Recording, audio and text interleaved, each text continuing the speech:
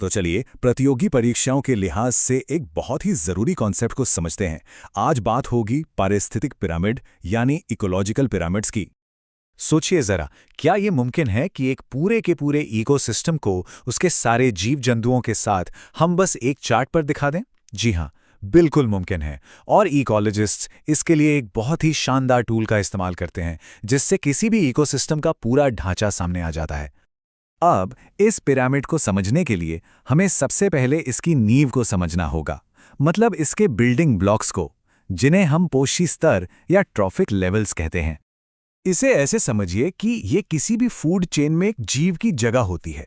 जैसे घास पहले लेवल पर है, उस घास को खाने वाला टिड्डा दूसरे लेवल पर, और उस टिड्डे को खाने वाला मेंढक तीसरे लेवल पर।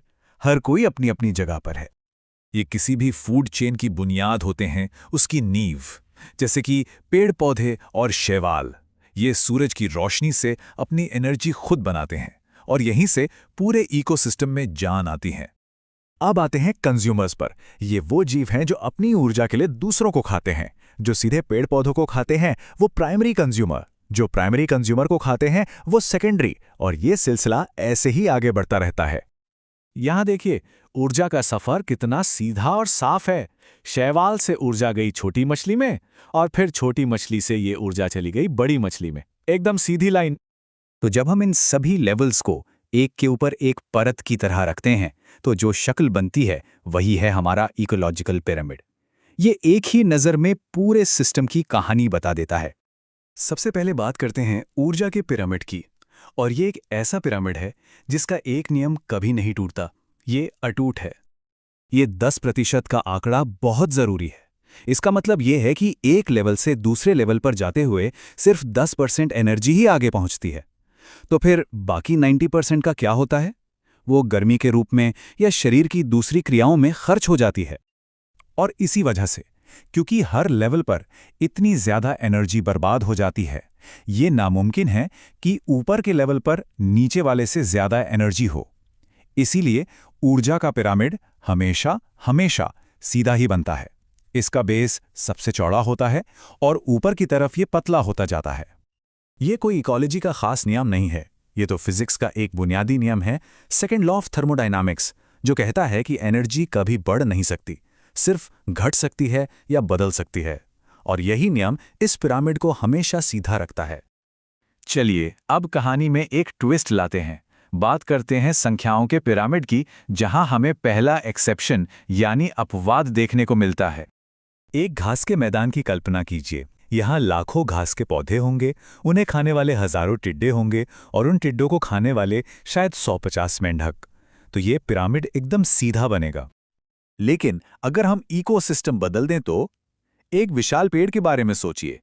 पेड़ तो एक ही है, प्रोड्यूसर सिर्फ एक, लेकिन उस पर रहने वाले कीड़े मकोड़े हजारों, और उन कीड़ों को खाने वाले पक्षी शायद कुछ दर्जन। तो यहां पिरामिड उल्टा हो गया ना। अब एक और मजेदार अपवाद देखते हैं। यह है बायोमास का पिरामिड, जो कुल वजन पर आधारित है। और हां, यहां भी कहानी पलट सकती है। बायोमास का मतलब है कुल वजन।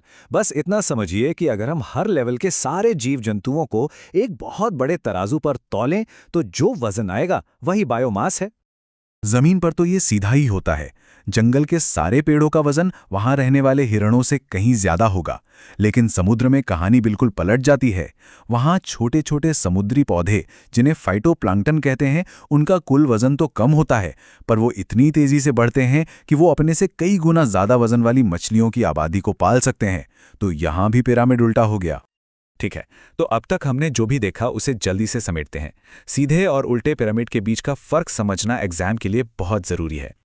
ये टेबल सब कुछ साफ कर देती है। ऊर्जा का पिरामिड हमेशा सीधा। क्यों? क्योंकि एनर्जी का लॉस होता है।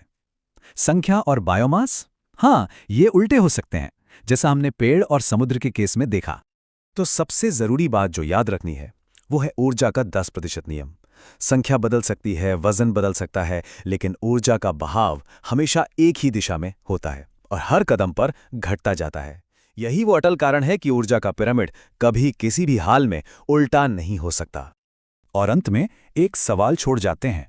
ये ऊर्जा का पिरामिड हमें दुनिया की बढ़ती आबादी के लिए भोजन की चुनौती के बारे में क्या सिखाता है? सोचिए, फूड चेन में हम जितना ऊपर का भोजन खाते हैं उतनी ही ज्यादा ऊर्जा नीचे के लेवल्स पर बर्बाद होती है। ये हमारे भोजन के विकल्पों और पूरी दुनिया की फूड सिक्योरिटी से जुड़ा एक बहुत बड़ा सवाल है।